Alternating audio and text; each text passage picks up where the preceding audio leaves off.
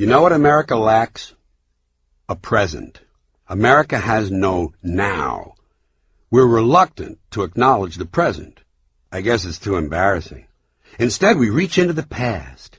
Our culture is composed of sequels, reruns, remakes, revivals, reissues, re-releases, recreations, reenactments, adaptations, anniversaries, memorabilia, oldies radio, and nostalgia record collections. World War II has been refought on television so many times, the Germans and Japanese are now drawing residuals. Of course, being essentially full of shit, we sometimes feel the need to dress up this past preoccupation, as with pathetic references to reruns as encore presentations. Even instant replay is a form of token nostalgia, a brief visit to the immediate past for re-examination, before slapping it onto a highlight video for further review and re-review on into the indefinite future. This yestermania of ours includes fantasy baseball camps, where aging sad sacks pay money to catch baseballs thrown by men who were once their heroes. It's part of the fascination with sports memorabilia, a memory industry, and it's so lucrative it has attracted counterfeiters. In this case, the age of hyphens, we are truly retro-Americans.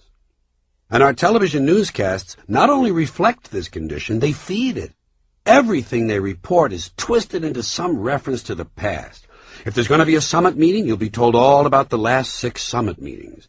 If there's a big earthquake, they'll do a story about big earthquakes of the past. If there's a mine disaster, you'll hear about every mine disaster since the inception of mining. They're obsessed with looking back. I swear, I actually heard this next thing during a newscast as the anchorman went to a commercial break.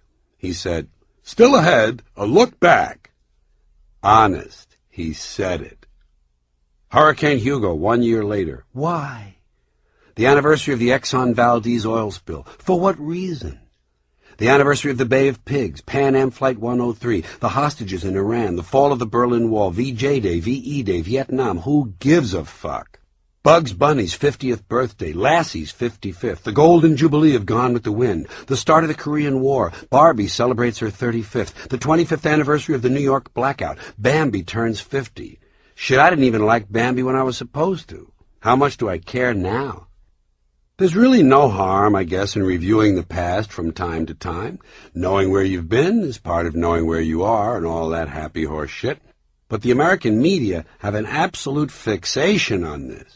They rob us of the present by insisting on the past. If they were able, I'm sure they would pay equal attention to the future.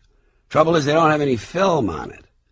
And so, on television news, there is oddly very little emphasis on the present, on today's actual news. The present exists only in 30-second stories built around 8-second sound bites. Remember, sound bite is their phrase. That's what they give you, just a bite. No chewing, no digestion, no nourishment. Malnutrition. Another way they avoid the present moment is to look ahead on their own schedules. The television news industry seems to revolve around what's coming next. Still to come, just ahead, up next, coming up this half hour, more to come, stay with us, still ahead, also later. They even preview what's going to happen as little as 1 hour later. During the 5 o'clock news, the empty-headed prick who does the 5 o'clock news will suddenly say, "Here's a look at what's coming up on the 6 o'clock news." Then the empty-headed prick who does the 6 o'clock news will appear in shirt sleeves in the newsroom to create the illusion of actual work and tell you about several stories that the empty-headed prick who does the 5 o'clock news should already have told you about if he were really a newsman. And so it goes around the clock. On the 5 o'clock news, they tell you about the 6 o'clock news. At 6 o'clock, they tell you about 11. At 11, they plug the morning news. The morning man promos the noontime lady, and sure enough, a little later afternoon, here comes that empty-headed prick from the 5 o'clock news to tell you what he's going to do on the 5 o'clock news. You know, if a guy were paranoid, he might not be blamed for thinking that the people who run things don't want you dwelling too much on the present. Because keep in mind, the news media are not independent. They're a sort of bulletin board and public relations firm for the ruling class, the people who run things. Those who decide what news you will or will not hear are paid by and tolerated purely at the whim of those who hold economic power. If the parent corporation doesn't want you to know something, it won't be on the news. Period. Or at the very least, it will be slanted to suit them and then barely followed up. Enjoy your snooze, folks.